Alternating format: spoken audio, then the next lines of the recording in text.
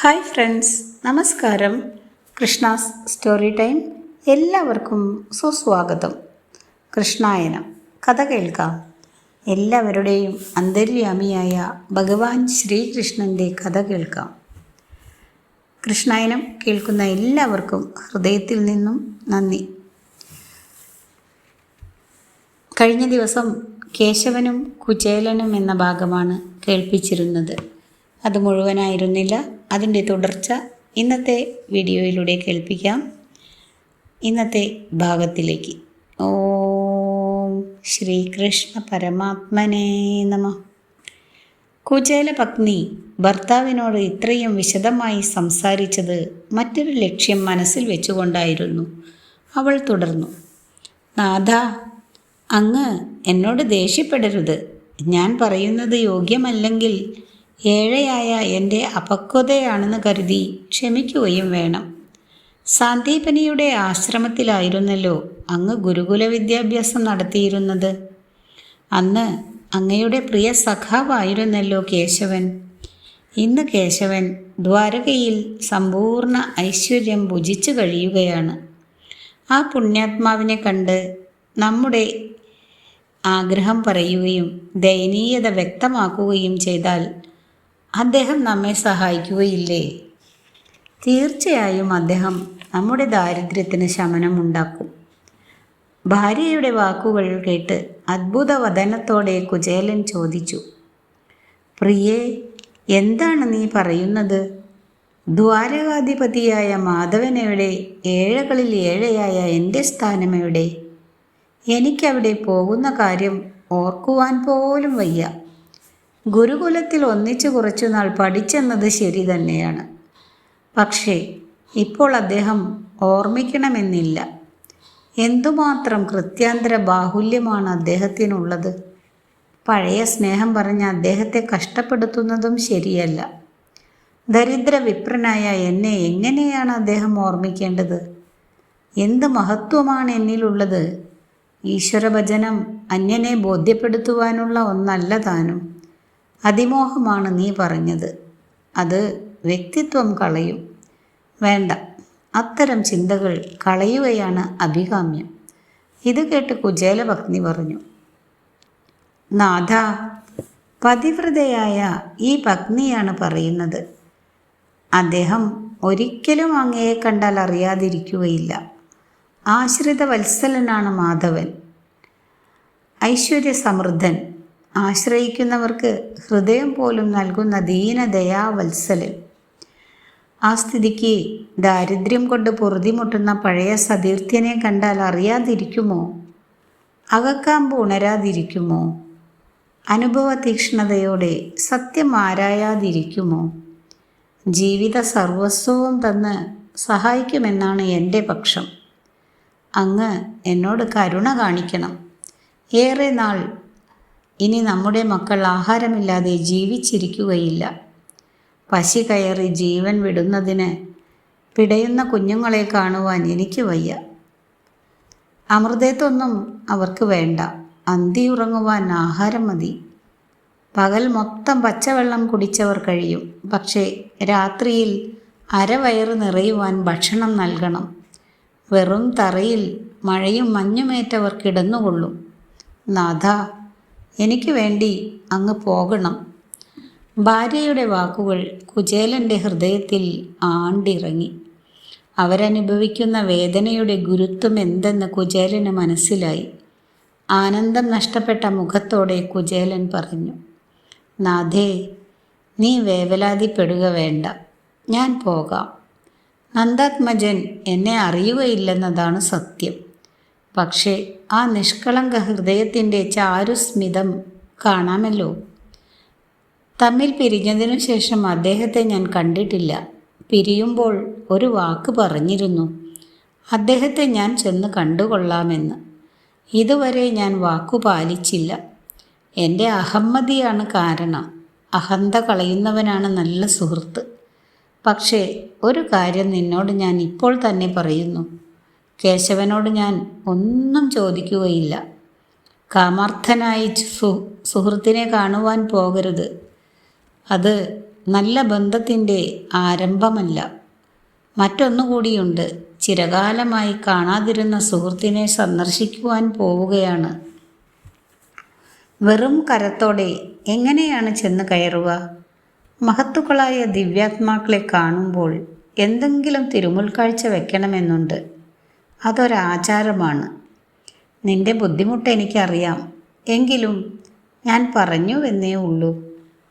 ദ്വാരകയിലേക്ക് പോകുവാൻ കുചേലൻ സമ്മതിച്ചതിൽ ആഹ്ലാദം പൂണ്ട കുചേലപത്നി ജഗദീശ്വരനെ മനസ്സിൽ ധ്യാനിച്ച് അടുത്തുള്ള വീടുകളിൽ ഭിക്ഷയാചിക്കുവാൻ പോയി.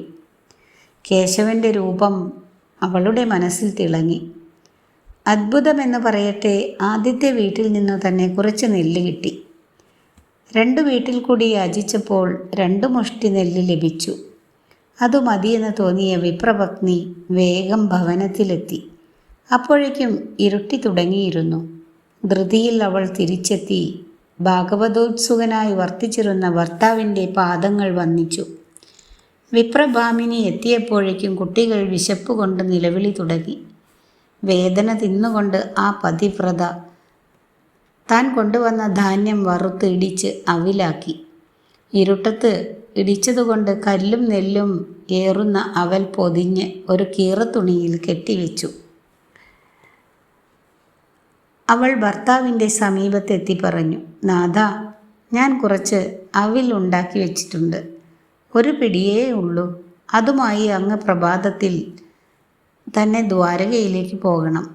ഭഗവത് സന്നിധിയിൽ പോകുവാൻ അങ്ങേക്ക് നിറഞ്ഞ സന്തോഷമാണെന്ന് എനിക്കറിയാം. കേശവൻ നമ്മുടെ ദൈവം തന്നെയാണ്. മാധവൻ അഭീഷ്ടം തരുമെന്ന് ഉറപ്പാണ്. ചീരയില തിന്ന് പാർഷദിക്ക് അനുപമ സമ്പത്ത് നൽകിയ കേശവൻ നമ്മെ സഹായിക്കാതെ ഇരിക്കുകയില്ല. പ്രഭാതമായി. കിളികളുടെ കളകളനാദം ഗ്രാമത്തിൽ ഒഴുകി നടന്നു.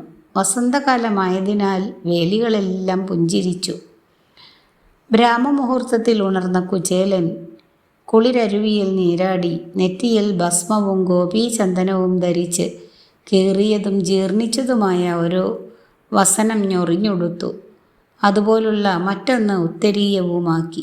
പൊളിഞ്ഞതും വാരികളൊടിഞ്ഞു തൂങ്ങി ഓലകൾ ശബ്ദിക്കുന്നതുമായ ഒരു ഓലക്കുടയും കരത്തിലേന്തി പോകുവാൻ തയ്യാറായി. ഭാര്യ നൽകിയ അവിൽ പൊതി ആരും കാണാതെ ബാഹുമൂലത്തിൽ ഒളിച്ച് നട്ടെല്ലോട് ഒട്ടിച്ചേർന്ന് പട്ടിണി വയർ ഉത്തരീയം കൊണ്ട് തെല്ലുമറച്ച് കുചേലൻ ഭാര്യയോടും കുട്ടികളോടും യാത്ര പറഞ്ഞ് ദ്വാരകയിലേക്ക് തിരിച്ചു.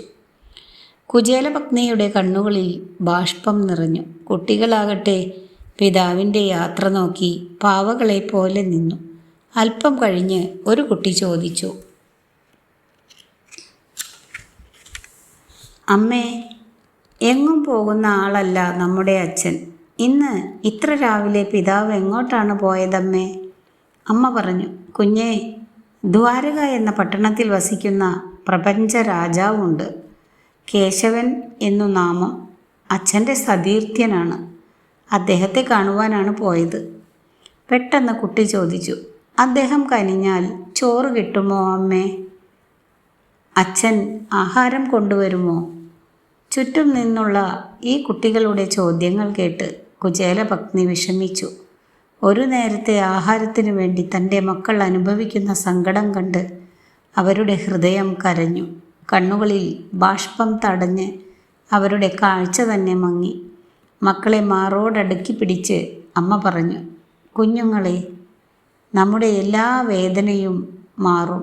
പട്ടിണി ഒഴിഞ്ഞു പോകും. അച്ഛൻ്റെ കൂട്ടുകാരനാണ് ദ്വാരകാനാഥനായ കേശവൻ. ഐശ്വര്യപൂർണനായ അദ്ദേഹം നിങ്ങളുടെ പിതാവിനെ വെറും കരത്തോടെ മടക്കി അയക്കുകയില്ല. സ്നേഹനിധിയാണ് മാധവനെന്ന് ഞാൻ കേട്ടിട്ടുണ്ട്. അദ്ദേഹത്തിന് നമ്മോട് കരുണ തോന്നുവാൻ പ്രാർത്ഥിക്കാം. മാതാവിൻ്റെ വാക്കുകൾ കേട്ട് ആഗ്രഹത്തോടെ പശിയേറ്റ് വശം കെട്ടുഴലുന്ന കുട്ടികൾ ദ്വാരകാവാസിയായ മാധവനെ പ്രാർത്ഥിച്ചു. കരളുലയും വരെ അവർ തങ്ങളുടെ ദുഃഖം കേശവനോട് പറഞ്ഞു. അവരുടെ മാതാവ് മക്കളുടെ ദീനത വഴിയുന്ന മുഖങ്ങൾ കണ്ട് കാലത്തിൻ്റെ ഗതിയോർത്ത് വ്യാകുല ചിത്തയായി വർത്തിച്ചു. കുചേലൻ മന്ദം മന്ദം ദ്വാരകയിലേക്ക് നടക്കുകയായിരുന്നു. സൂര്യൻ്റെ ചൂടിൽ വിപ്രൻ പരവശനായി. വിശപ്പും ദാഹവും ബ്രാഹ്മണനെ തളർത്തി. ജീവൻ ശരീരത്തിൽ നിലനിൽക്കുവാനുള്ള ഭക്ഷണം പോലും കഴിക്കുന്നില്ല. അതുകൊണ്ട് തന്നെ ഒരടി നടക്കുവാൻ വയ്യ. കുചേലൻ പ്രാർത്ഥിച്ചു, ദേവാ, ദ്വാരകാനാഥ, നിന്റെ സമീപം എത്തുവാൻ പോലും എനിക്ക് കഴിയുന്നില്ല. വഴിയിൽ വീണ് ലൗകിക ജീവിതം അവസാനിപ്പിക്കുവാനാണോ എനിക്ക് വിധി? അങ്ങനെയെങ്കിൽ അതുതന്നെ നടക്കട്ടെ. നിന്റെ ഇച്ഛയ്ക്കൊത്ത് തല ചായ്ക്കാനേ ഈ ഏഴയ്ക്ക് കഴിയൂ. അല്പം കഴിഞ്ഞപ്പോൾ എവിടെ നിന്നോ ഒരു കുളിർ കാറ്റോടി വന്നു. കുചേലനെ മന്ദം മന്ദം തലോടി. ശരീരത്തിൽ ഊർജത്തിൻ്റെ ബിന്ദുക്കൾ ഇഴയുന്നതുപോലെ സാന്ദീപനിയുടെ തപോവാടത്തിൽ ഓടി നടന്ന പ്രതീതി. ക്ഷീണം മാറി, കാഴ്ച കൂടി, വിശപ്പ് നിന്നു, ദാഹവും പോയി.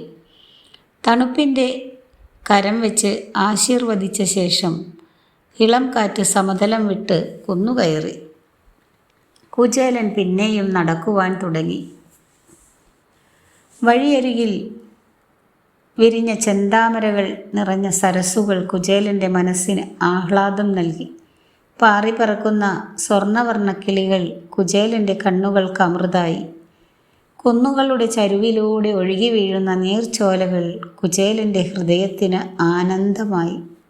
മാധവൻ്റെ മഹത്വം ഓർത്തും പ്രപഞ്ചത്തിൻ്റെ സൂക്ഷ്മ സൗന്ദര്യം ഉൾക്കൊണ്ടും കുചേലൻ സാവധാനം നടന്നു.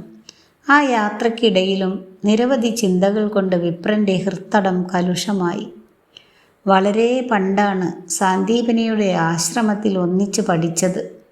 അതിനുശേഷം കാണാമെന്നോതിയെങ്കിലും ജീവിത പ്രാരാബ്ധങ്ങൾ കാരണം ദ്വാരകയിൽ പോകുവാനായില്ല.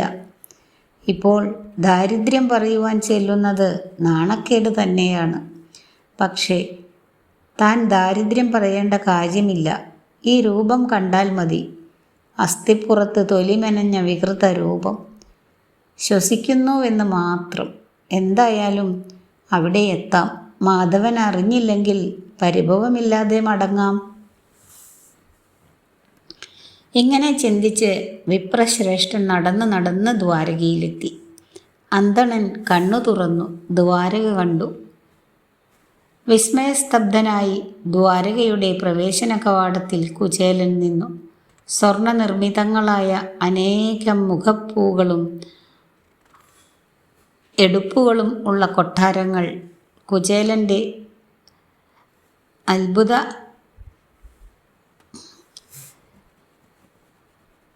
ദ്വാരകയുടെ പ്രവേശന കവാടത്തിൽ കുചേലൻ നിന്നു. സ്വർണ്ണ നിർമ്മിതങ്ങളായ അനേകം മുഖപ്പുകളും എടുപ്പുകളുമുള്ള കൊട്ടാരങ്ങൾ കുചേലൻ്റെ അത്ഭുതത്തെ അമ്പരപ്പാക്കി മാറ്റി. രമ്യമണിഹർമ്മ്യങ്ങൾ നൈർമല്യസുന്ദരങ്ങളായ വാപീതടങ്ങളിൽ നിഴലിക്കുമ്പോൾ ഉള്ള കാന്തി അസുലഭം തന്നെ. വിശാലമായ തെരുവുകൾ, ചോലവൃക്ഷങ്ങൾ തണലിട്ടു നിൽക്കുന്നു. അനേകം അശ്വരഥങ്ങൾ തെരുവിൽ സഞ്ചരിക്കുന്നു. വദനത്തിൽ വിഷാദമേശാത്ത ജനങ്ങൾ ഓരോ സരസഭാഷണങ്ങളിൽ ഏർപ്പെട്ട് സഞ്ചരിക്കുന്നു. വാപീതടക്കരയിൽ സുന്ദരിമാരായ നാരിമാർ ചിഗുരമൊരു പൂവനമാക്കി തോഴിമാരുമൊത്ത് കളി പറഞ്ഞ് വിനോദിച്ച് നടക്കുന്നു.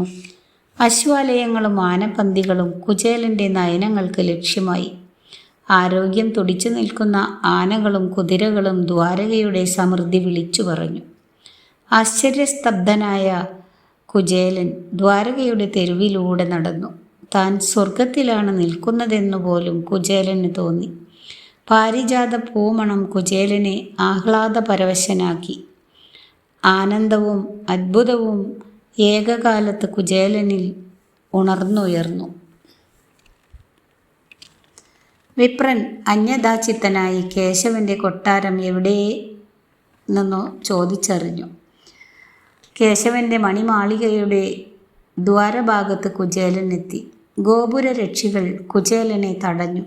അവർ പറഞ്ഞു, ഹേ യാചക ബ്രാഹ്മണ, കേശവൻ്റെ നികടത്തിലെത്തുവാൻ അനേകം രാജാക്കന്മാർ ഊഴവും കാത്തിരിക്കുന്നു. ആ സ്ഥിതിക്ക് യാചകനായ താങ്കൾക്ക് അവിടെ ചെല്ലുവാൻ സാധ്യമല്ല.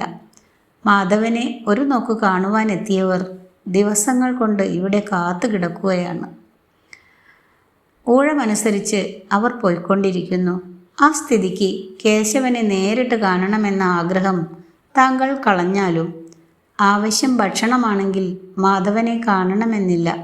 ഭക്ഷണപന്തിയിൽ ചെന്ന് ഇഷ്ടം പോലെ വല്ലതും കഴിച്ചു പോകാം.